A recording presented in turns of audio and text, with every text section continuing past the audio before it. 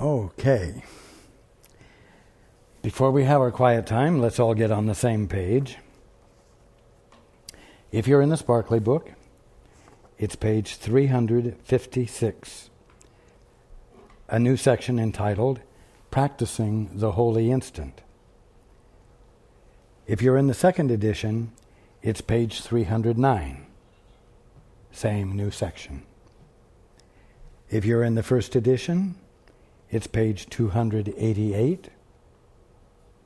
If you're in the JCIM, it's page 149. And if you're reading from the CIMS edition, it's page 299.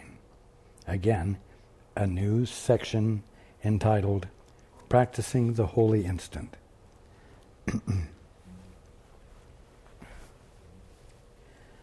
Okay, let's take a few moments to be quiet together.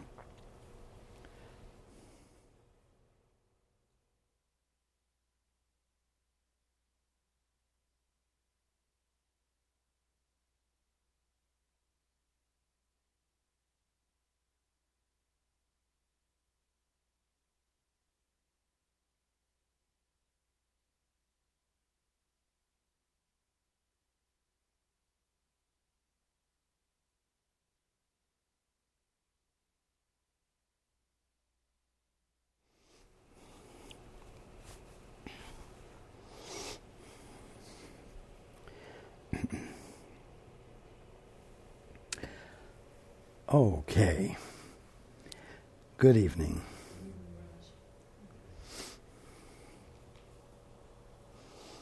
And welcome to everyone who's joining us on the internet.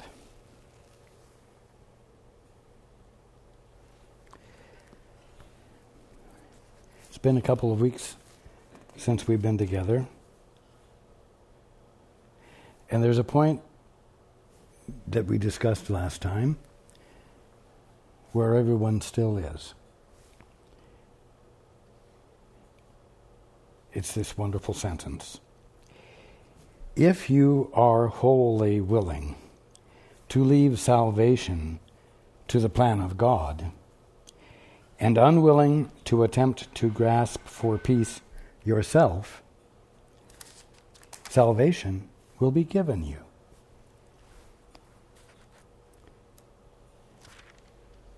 Now, I said everyone is still at that point. That's not through neglect on anyone's part. It's very simply the point where all of you will be until you wake up. It's really the threshold. It's the simple threshold. If you are wholly willing to leave salvation to the plan of God and unwilling to attempt to grasp for peace yourself, salvation will be given you.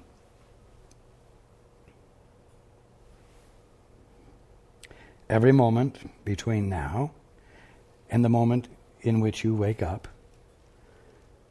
will be the moment where you can make the choice to be willing to leave salvation to the plan of God.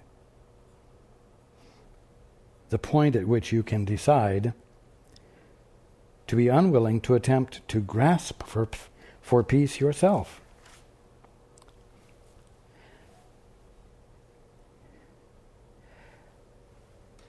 At no point is the, quote, process, unquote, going to get more complicated than that.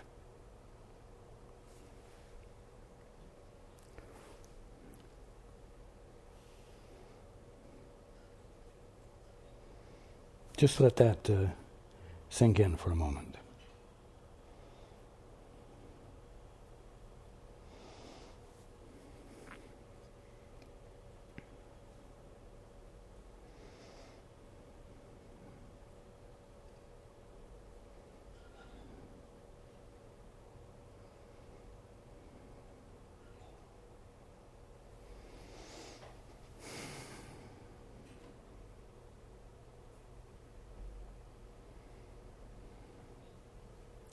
Remember, we spoke a few weeks ago about the fact that it's not appropriate for you to be the center of your attention. It's appropriate for God to be the center of your attention. And also that it's not appropriate for your problems to be the center of your attention, but for truth to be the center of your attention. Now, when you're willing to let God be the center of your attention,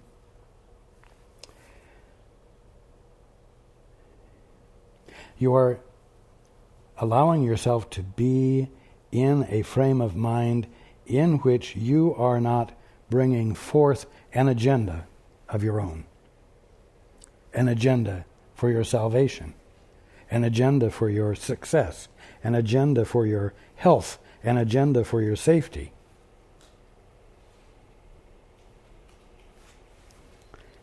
Because you're not the center of your attention. And why would you have God be the center of your attention? Because God is where truth is to be found. And truth is what you want to know. Because when you know the truth, you're not experiencing ignorance any longer, nor are you suffering from ignorance any longer.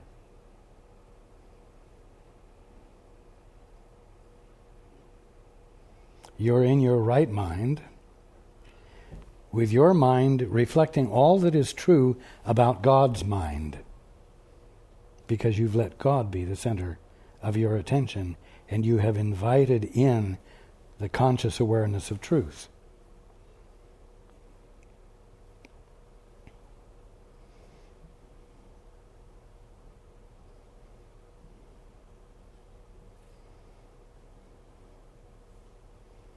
You see, the truth is really simple, but you're all wanting to make it more complicated, and you are wanting to make it more complicated because you think that is what will give you credibility. Your ability to carry out complex tasks, your ability to think in complex ways, these are means by which you develop in the minds of others a respectable countenance, a respectable presence.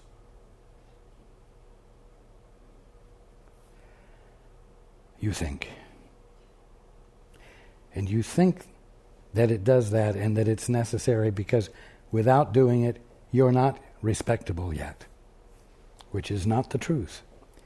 And I'm not going to harp on that over and over again tonight.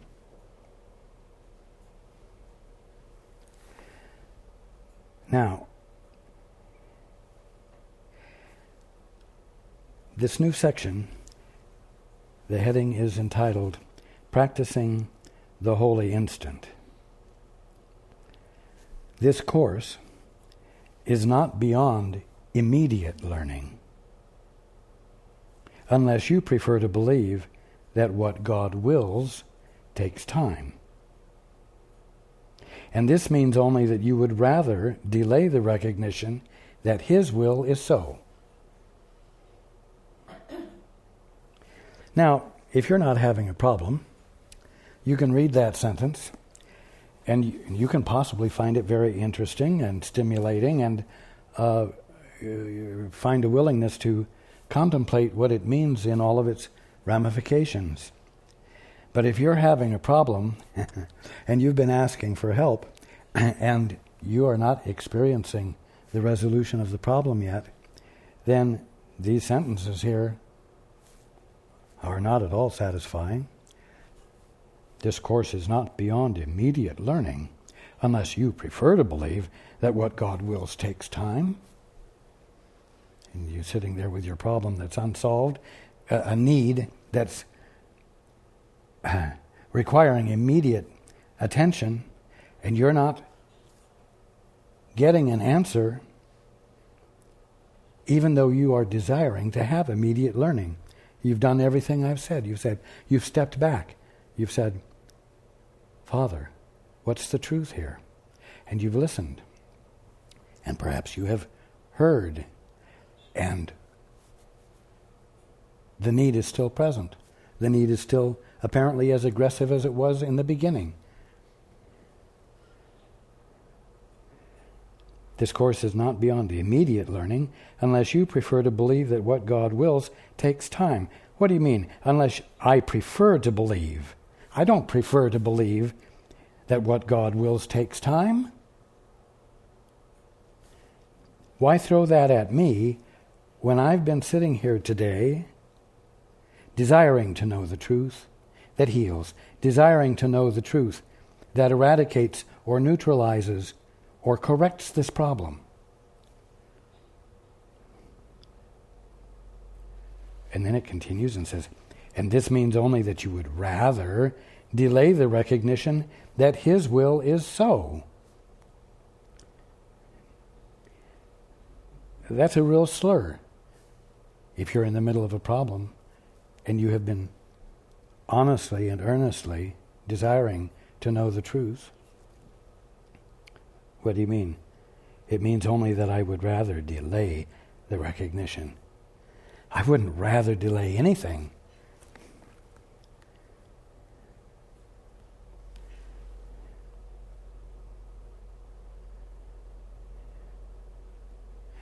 You know, when we've talked about small-mindedness and littleness, littleness is when you're using your mind for your purposes without being joined.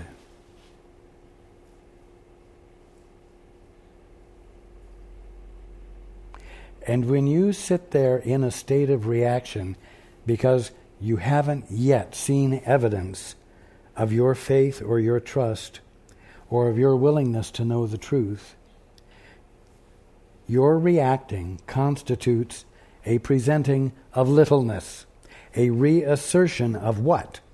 Of your willfulness. What do you mean? I this and I that.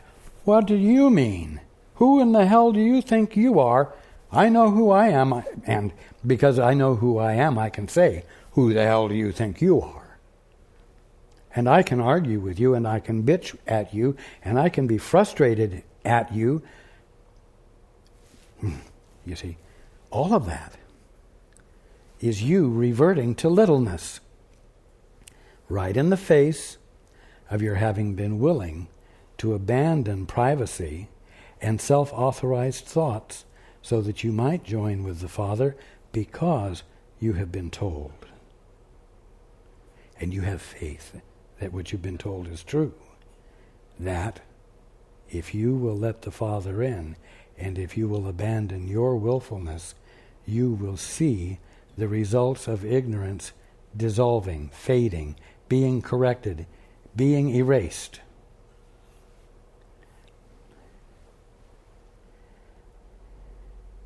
Now, I've brought out before the statement that you are neither behind the point of perfection nor advancing toward it. You are at that point, and you must understand yourself therefrom. Now, we can equally say that truth is neither behind the point of perfection nor advancing toward it.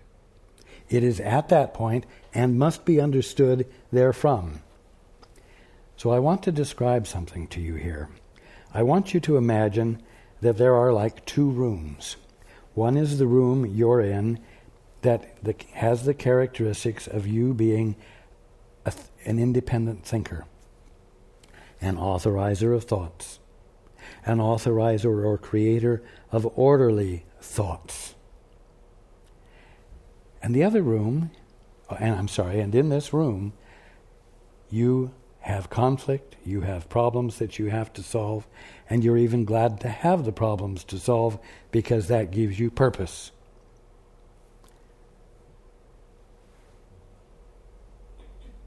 There's another room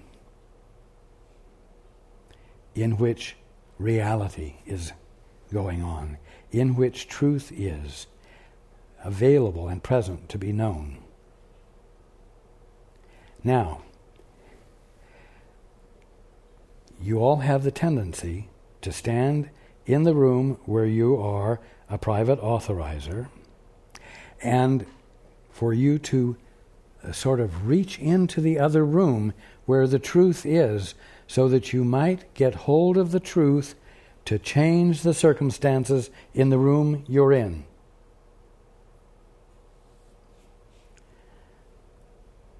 But the saying doesn't say that. It says, truth is neither behind the point of perfection nor advancing toward it. In other words, it partakes of nothing of the nature of the room of independent thinking and the conflict and problems that necessarily accompany independent thinking.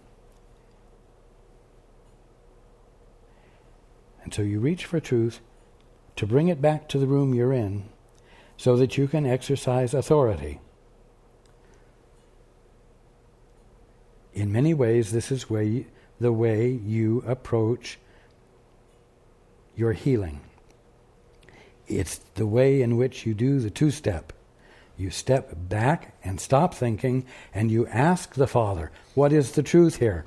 So that you think you might be able to have the truth in your possession and apply it to the situation in the room that you're standing in. But truth can't be understood in that room. And so when you're asking to know the truth, you're asking to have your mind shift from the room of independent thinking and the conflict always associated with it into the room or arena of truth, in which truth is neither behind the point of perfection nor advancing toward it, and therefore neither are you, and the truth that is revealed to you does not become something to apply to the you that was standing in the other room.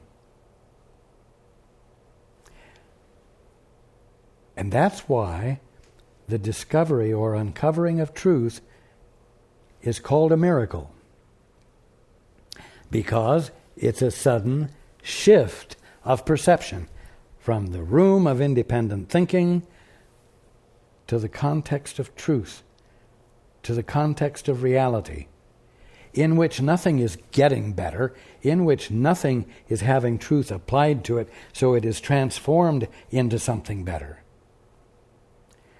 Now, when you are learning about this, and when you are learning to use your mind in this way, meaning not to use it to make something happen, but to use it to pay attention, to get out of the way in the sense of personal self-assertion, and to let yourself be filled with the truth. When you're learning how to do that, so that the fact that you're not behind the point of perfection and you're not advancing toward it can register with you,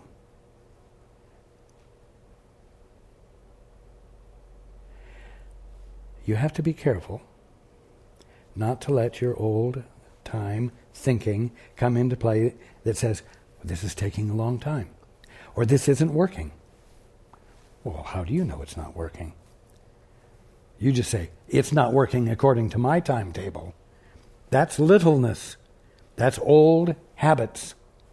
Those are the thinking processes that you have used forever and haven't allowed for healing and transformation to register with you, for you to find yourself moved out of the orphanage into the kingdom of heaven, or from the room of conflict into the context of the kingdom of heaven and harmony. Now, it says this course is not beyond immediate learning. Okay, that's great news. It's wonderful. No argument there. This course is not beyond immediate learning unless you prefer to believe that what God wills takes time.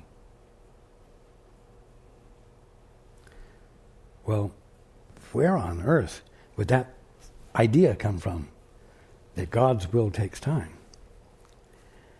Well, it comes from thinking.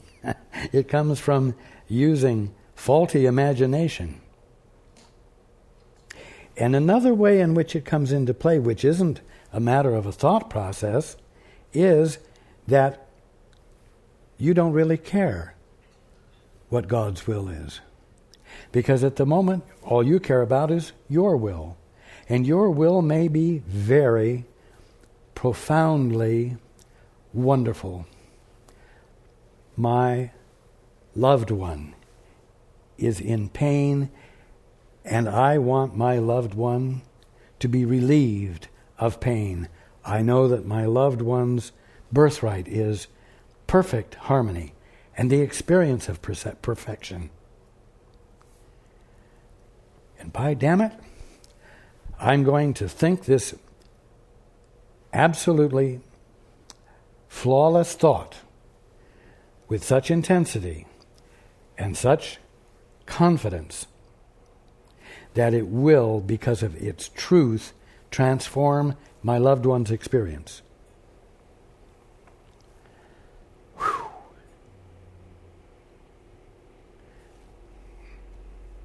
No two-step there. No question, Father, what's the truth here?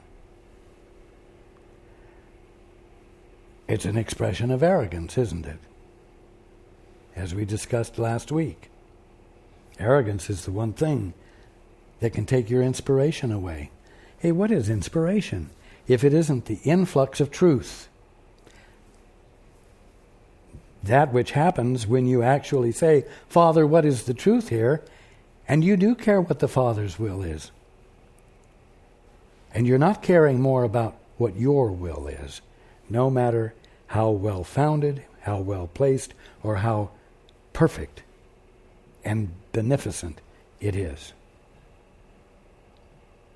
This means only that you would rather delay the recognition that His will, the Father's will, is so. You're going to try your will first. You're going to try to be the best damned metaphysician, the best damned spiritual healer you could be, the clearest channel of the Father's healing power. By damn it, you're going to be the best. I'm going to be the best. I'm going to be the best. I'm going to apply myself with the foundation of truth itself to do a holy work.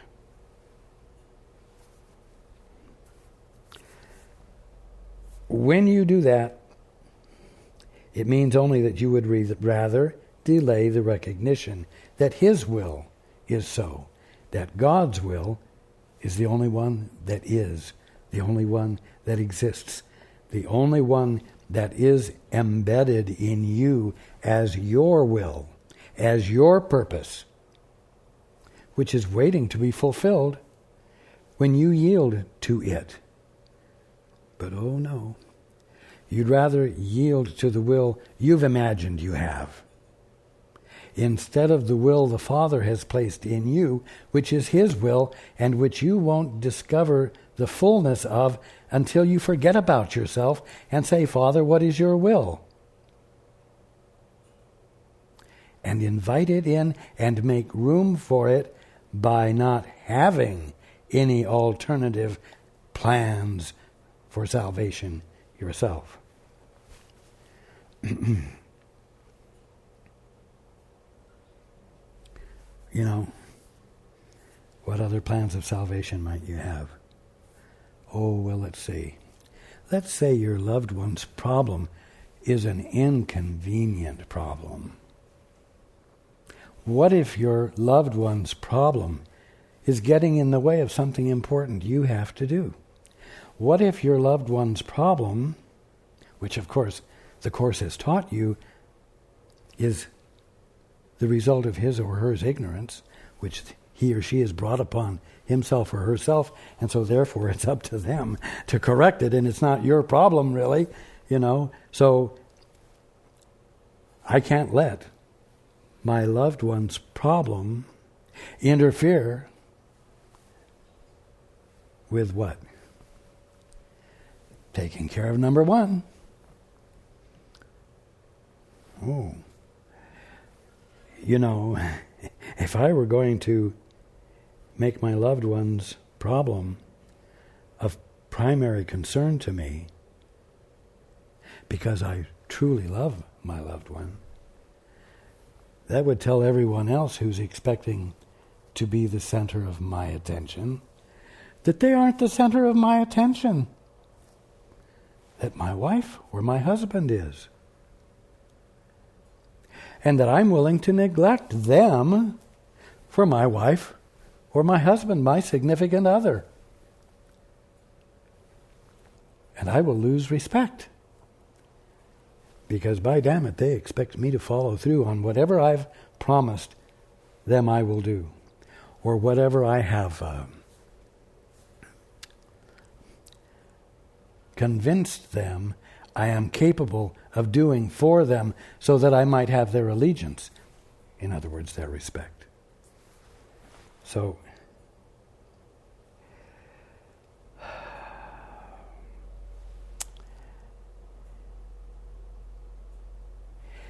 there are strange ways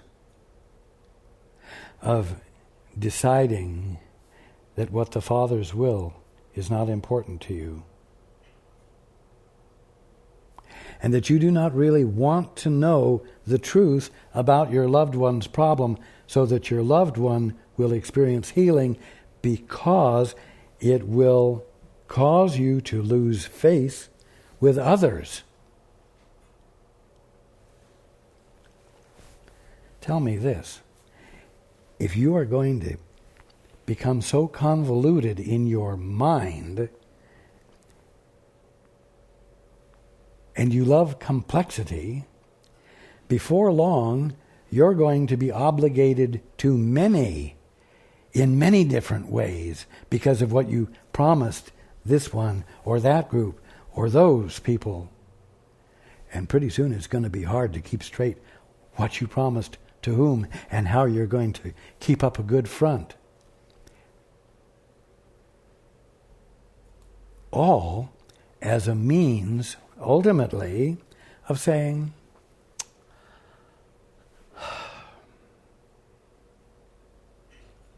to your loved one, don't have a problem that's inconvenient for me. Don't have a problem that requires me.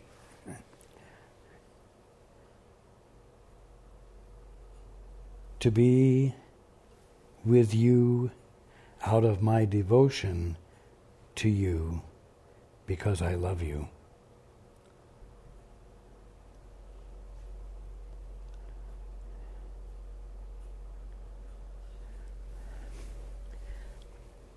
Don't have an inconvenient problem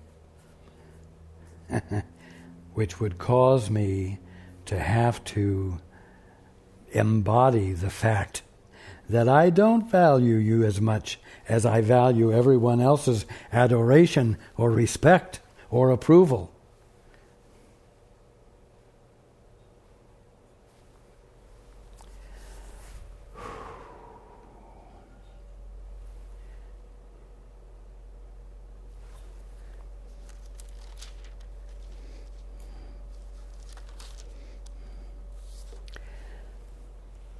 Now, what I've been saying, I've used a loved one as the example. But it could be anyone who's calling upon you for attention that for one reason or another you don't want to give because of arrogance that you have that says, I shouldn't have to do this. You're having a problem at an inconvenient time. I shouldn't have to bend over backward or put forth any conscientious effort because right now it's inappropriate.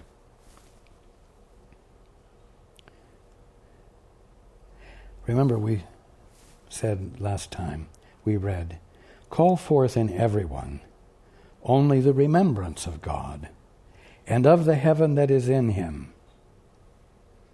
Well, that's great. If the call for the remembrance of God that's occurring doesn't happen to be inconvenient for you,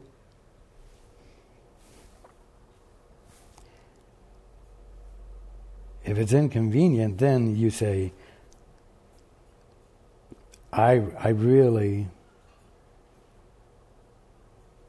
don't have the willingness to call forth in you only the remembrance of God and of the heaven that is in you.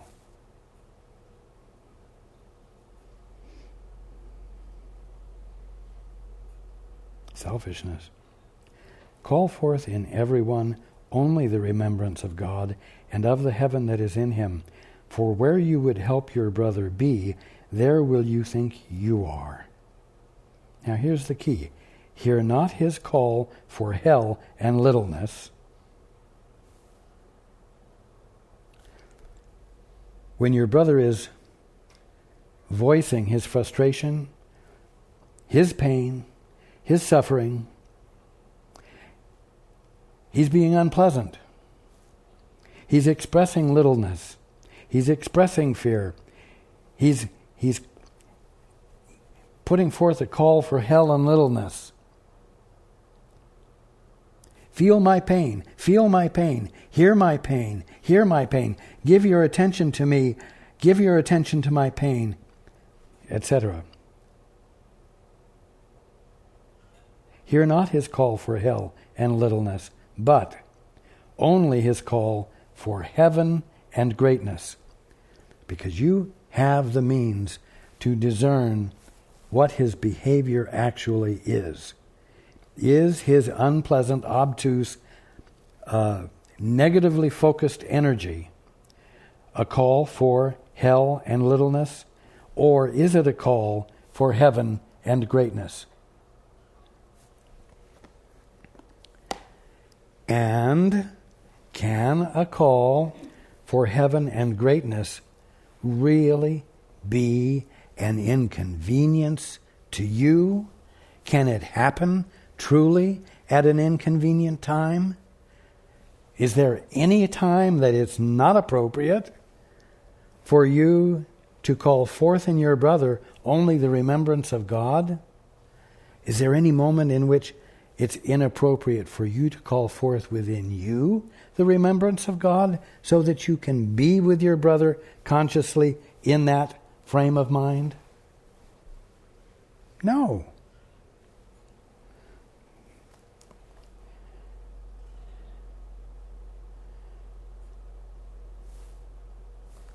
Well,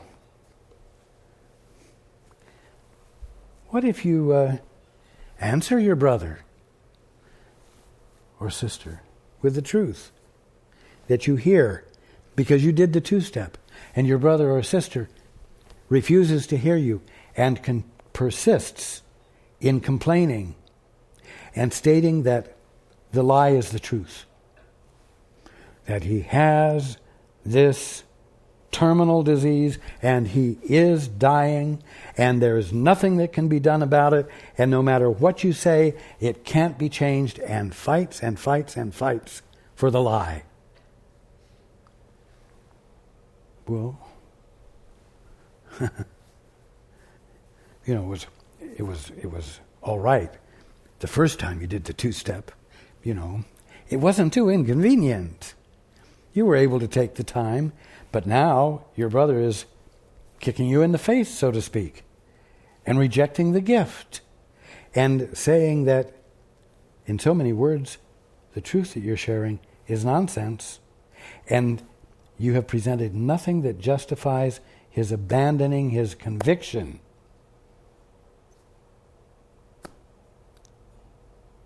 That he has no choice but to suffer and die.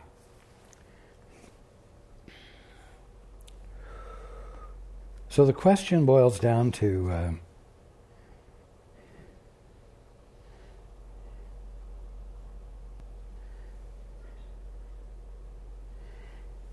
at what point does your brother's need constitute a justifiable inconvenience to you so that you can say, I cannot help you any further because I have things to take care of for myself.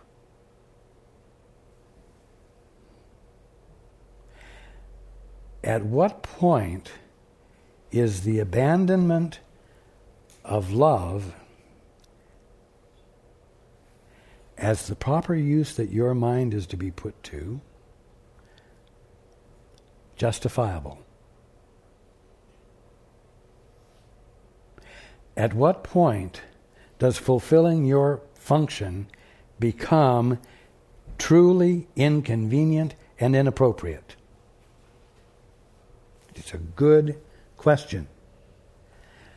Because if there is a time limit, if there is a point at which it is appropriate for you to withdraw your willingness to call forth in everyone only the remembrance of God,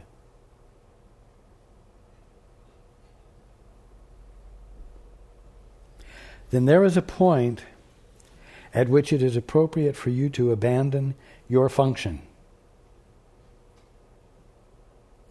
and lose the opportunity for a miracle.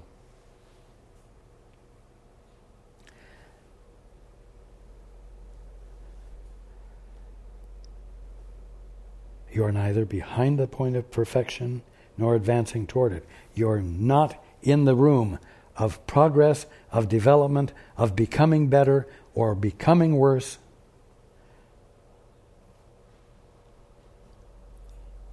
You are at the point of perfection in the other room and must understand yourself therefrom. Which means that when there is a problem to be solved, you must be willing to go into an arena that doesn't seem to make any sense.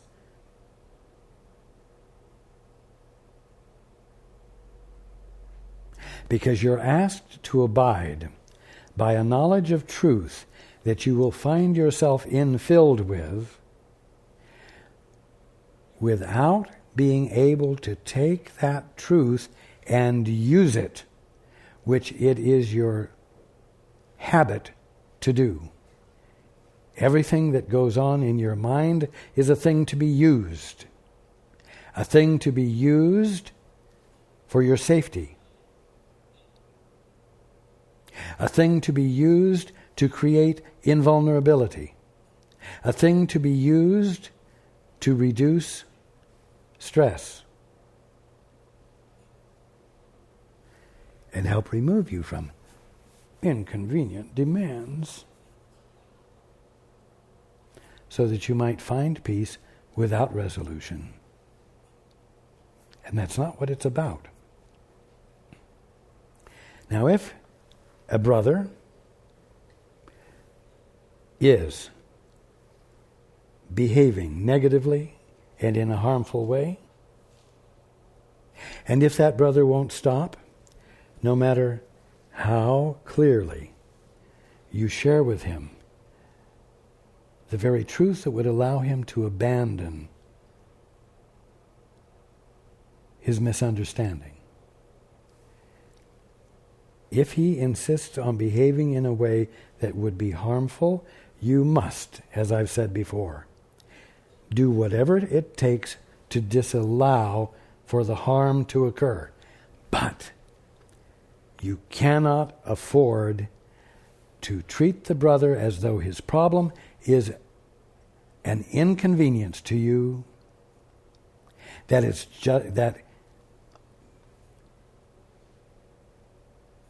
that provides a justification for abandoning your intent to call forth in him only the remembrance of God.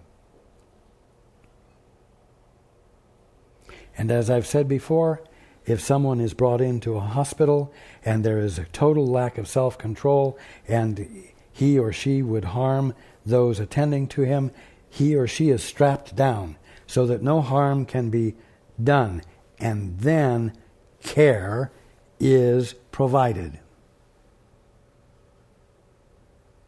so that correction occurs.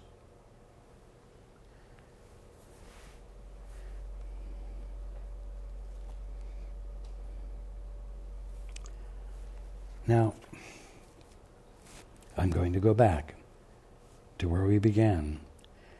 This course is not beyond immediate learning, unless you prefer to believe that what God wills takes time. And this means only that you would rather delay the recognition that His will is so. And I've just gone through various examples of how you justify a delay in the recognition that His will is so, and not yours. You have many ways of justifying, governing yourself and your behavior toward your brothers according to your will, without violating your will, without letting your will be modified in any way.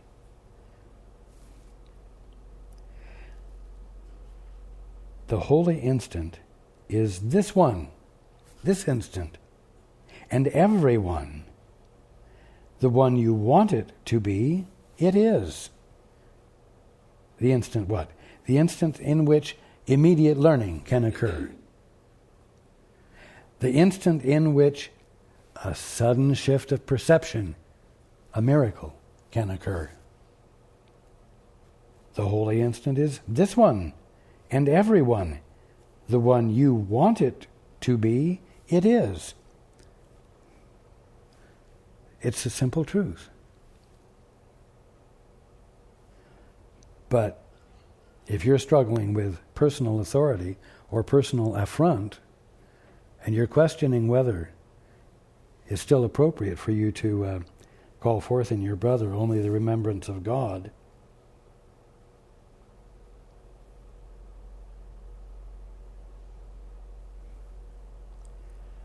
this moment will not be the one in which the miracle occurs.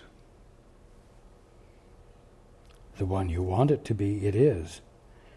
The one you would not have it be is lost to you.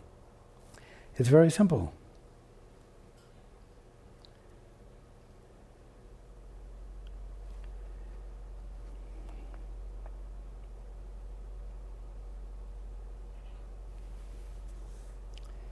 You must decide on when it is. Delay it not. And again, I want to come back to you when you have been diligently and devotedly wanting to know the truth, God's truth, so that your brother might be blessed who's in pain or whatever.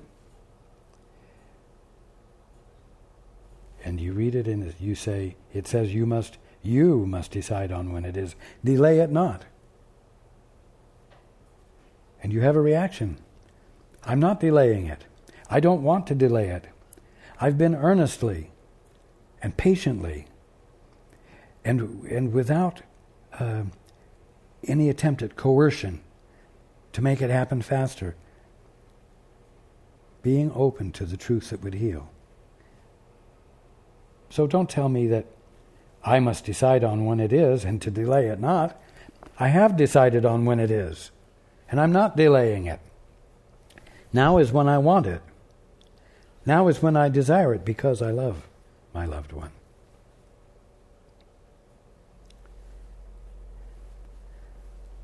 If the correction hasn't occurred, then somewhere you are still holding out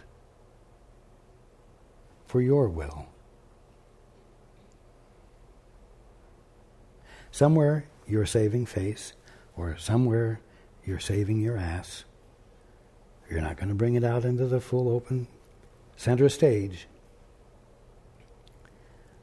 But in some way, the call for your willingness to help uncover the truth is colored by an agenda you have and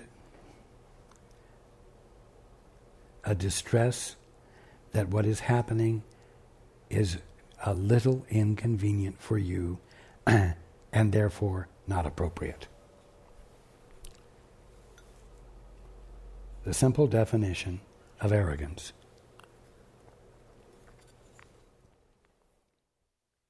sense being the exercise of authority that you don't have.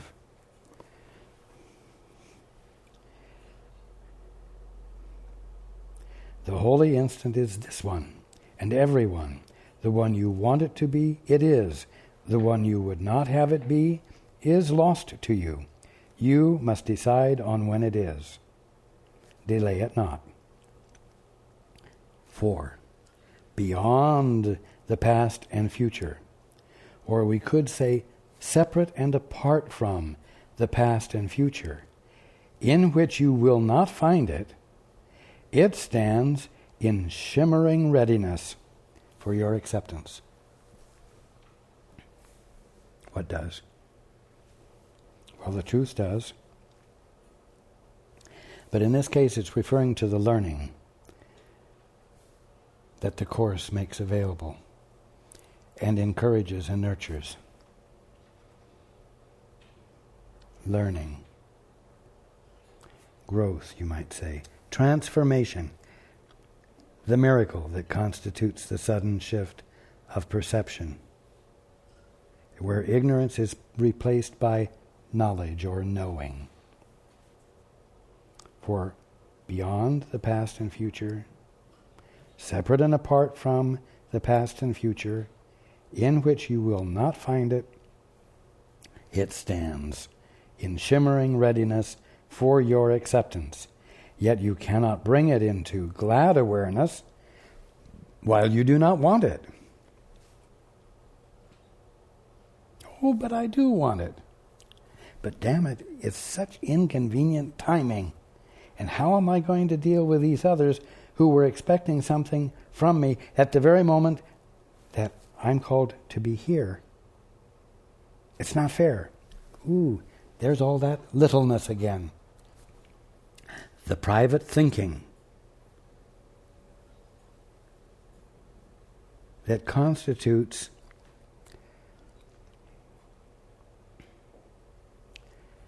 the opaqueness of your mind that doesn't let reality shine into it.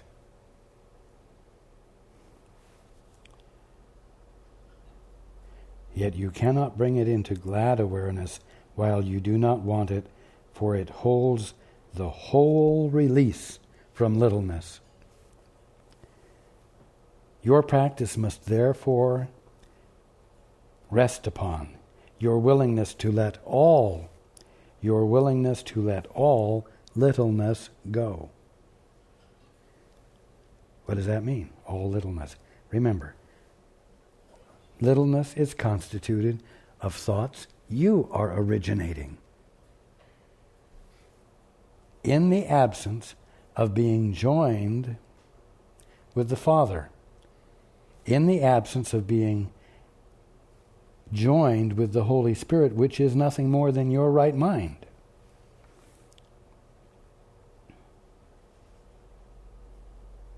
The instant in which magnitude will dawn upon you is but as far away as your desire for it. Again, that sentence will make you mad if you think you have been desiring it and you are frustrated because you haven't seen the results yet. The instant in which magnitude will dawn upon you is but as far away as your desire for it. Well, what do you mean? I've had the desire for it all day. It sure seems to be further away than my simple desire for it. And I'm pissed off. And it's not fair. Oh boy, you see, all of these sentences are expressions of littleness. They are expressions that don't take into consideration the divine one that you are. The one that is neither behind the point of perfection nor advancing toward it. It doesn't take into consideration that of you which isn't little and which isn't subject to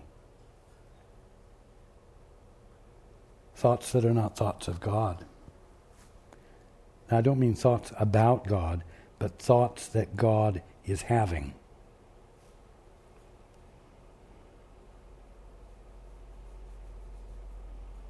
As long as you desire it not, what? Magnitude. Magnitude is the opposite of littleness. So magnitude would be God's thoughts. Magnitude would be that mind which you are supposed to let be in you, which is God's. As long as you desire it, magnitude, not, and cherish littleness instead, and as long as you want to throw out all these little short sentences that express your frustration and the unfairness and blah, blah, blah,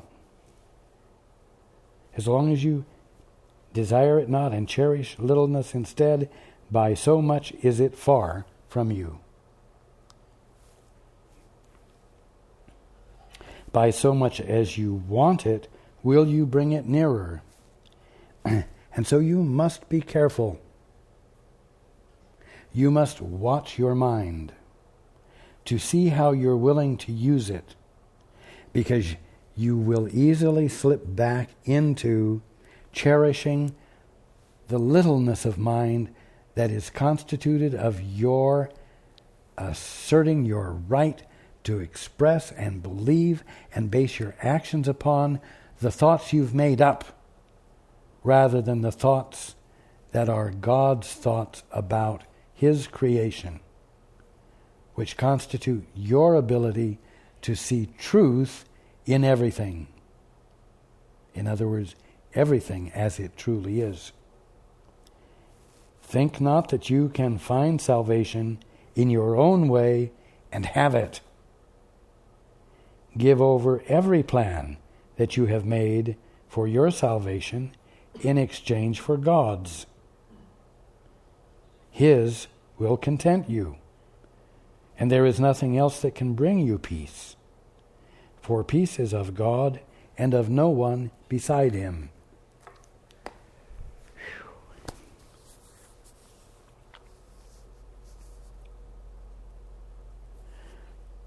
The sooner you're willing to consider that any ideas you have come up with on your own about how things work cannot possibly be the truth, because you came up with them on your own, as an orphan, as an independent entity that it's impossible for you to be.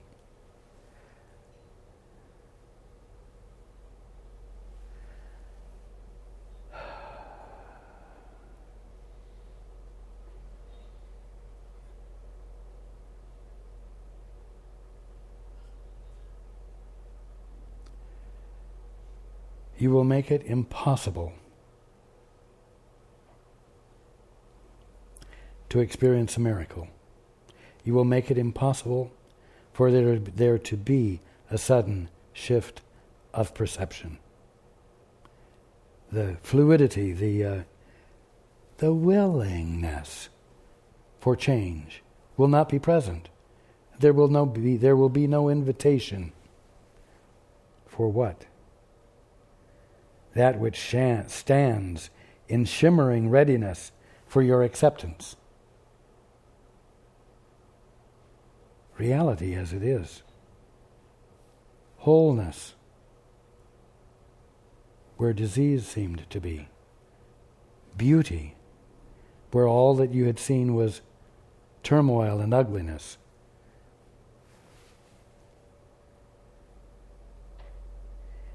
Be humble before Him, God, and yet great in Him. And value no plan of the ego before the plan of God. For you leave empty your place in His plan. You see? Every moment you spend going for the gusto of what you will to be, you're leaving your place in His plan empty. Like a student in a schoolroom who's daydreaming. And so his presence in the class is lost to the class.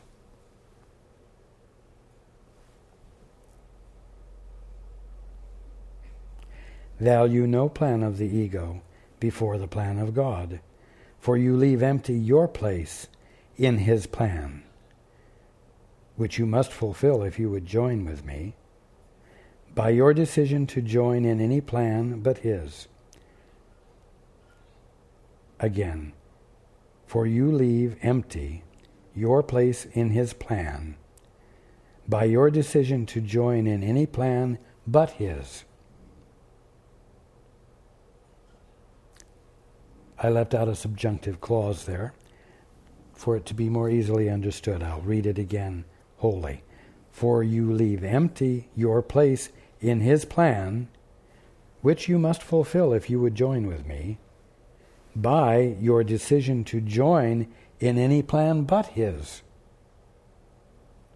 I call you to fulfill your holy part in the plan that he has given to the world for its release from littleness. God would have his host, all of you, abide in perfect freedom. Every allegiance to a plan of salvation that is apart from him diminishes the value of his will for you in your own minds. And yet it is your mind that is the host to him. Now, you're not used to letting your mind be host to God. You either occupy most of the space with your own thoughts about yourself, or if you have become acquainted with God and you have invited God in, you still reserve space there for you to be your own independent, willful presence, accomplishing things that you feel are worthy of being accomplished without asking God, what's the truth here?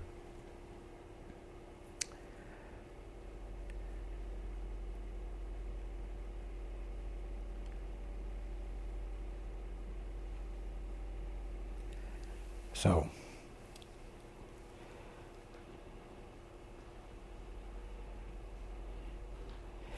you're not used to thinking in terms of a shift from the room of independent thinking and the conflict and the surmounting of conflict that are characteristic of it for the context or room in which the experience of truth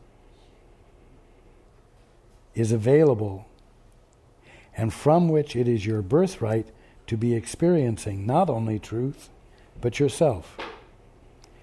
And so the call is for you to be willing to do what seems not to make sense, so that a new sensibility can begin to register and grow and substantiate itself in your mind. Which means that you must be willing to call forth in everyone only the remembrance of God, no matter how unpleasant their being, no matter how resistant they seem to be to receive the truth that would heal them, no matter how slowly the healing of pain seems to take, because ultimately, if you don't stay with the desire to know the truth, you will abandon the one element that triggers transformation, and you will continue to be stuck in the status quo.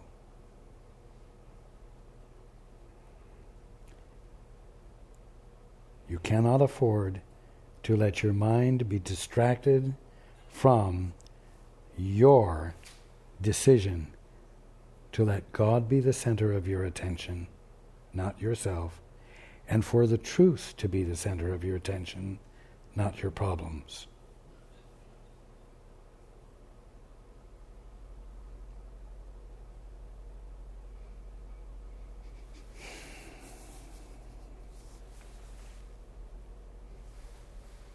I love you.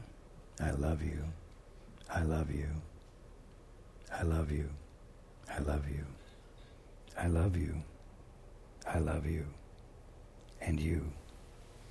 I love you, and I love you, and I love all of you who are watching. And I look forward to being with you next week.